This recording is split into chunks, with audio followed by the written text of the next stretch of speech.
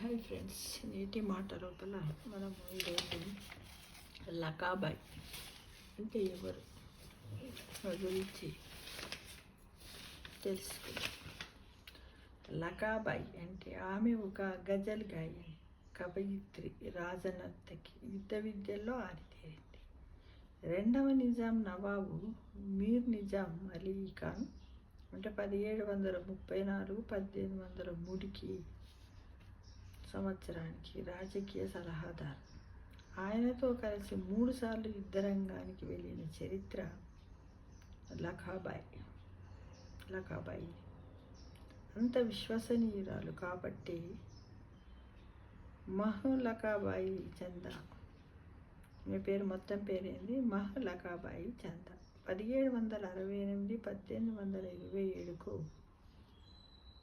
నవాబు 1000 ఎకరాల భూమిలున్న అడిక్మెట్ జాగీర్ రాసిచ్చారట.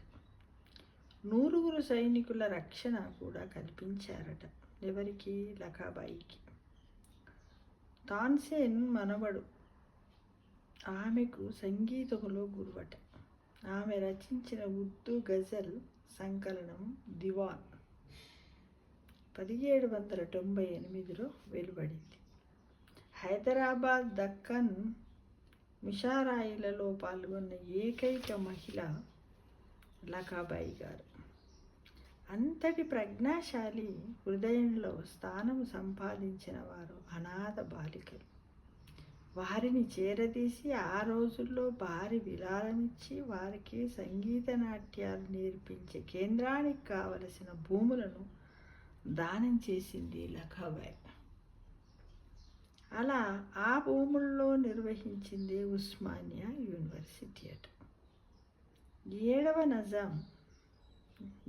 నిజాం మీర్ ఉస్మాన్ అలీ ఖాన్ తన పేరు హైదరాబాదులో ఒక ఉర్దూ యూనివర్సిటీ పెట్టాలనుకున్నప్పుడు 1917లో వారికి అందివచ్చినవి లకాబాయికి చెందిన 2,100 ఎకరాల జాగీర్ భూములేనట.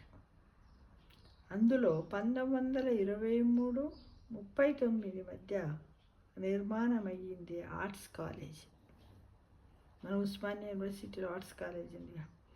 మరెన్నో క్యాంపస్ భవనాలు కూడా అంట మిత్రమా. హైదరాబాద్ సమీపంలోని మౌలాలి కొండపై పరిసర ప్రాంతాల్లో ఆమె నిర్మించిన కట్టడాలు, అక్కడే ఉన్న లకాబాయి చందా సమాధి అట. ఈ లకాబాయి చందా యొక్క సమాధి ఎక్కడ ఉన్నది అంటే మౌలాలి కొండపైన ఉందంట. ఆమెను ఇప్పటికీ మనకు జ్ఞాపకం చేస్తూనే ఉంటాయి. అయితే ఆమె పేరు ఇప్పటి వరకు ఉస్మానియా యూనివర్సిటీ క్యాంపస్లోని ఒక బిల్డింగ్కు కానీ కనీసం ఏదో ఒక గ్రంథాలయానికి కానీ పెట్టకపోవడం ఆశ్చర్యమని అందరూ అనుకుంటూ ఉన్నారు. కేవలం క్యాంపస్లోని ఇంప్లూలో ఉన్న ఆ కాలము నాటి మెట్ల బావి మాత్రం ఆమె పేరుతోనే పిలుస్తారు. అక్కడ ఒక మెట్ల బావి ఉందట. మనకు చాలామందికి విషయం తెలియదన్న ఉద్దేశంతో ఇది ఒక చోట సేకరించాను మిత్రమా. అక్కడ క్యాంపస్లో ఇంప్లోలో ఉన్న ఆ కాలము నాటి మెట్ల బావి మాత్రం ఆమె పేరుతో పిలుస్తున్నారు. ప్రస్తుతం వైస్ ఛాన్సలర్ హయాంలోనైనా ఆమె స్మారక చిహ్నం ఏర్పాటు చేస్తారని హైదరాబాద్ చరిత్ర అభిమానులు అందరూ ఆశిస్తూ ఉన్నారట. అందులో మనం కూడా ఆశిద్దాం, అంతే కదా. ఎందుకంటే ఇంత చేసిన తను మహిళ ఇంతగా చేసింది, ధైర్య సాహసాలతో ముందొచ్చింది. అన్నిట్లలో ఉన్నవారిని మనం ఏం చేయాలి? అభినందించడం మనందరి బాధ్యత కదా మిత్రమా. అవును కదా.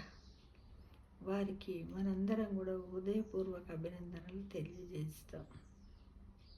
తెలియజేస్తున్నాం మీ అందరి తరపున అందరం కలిసి.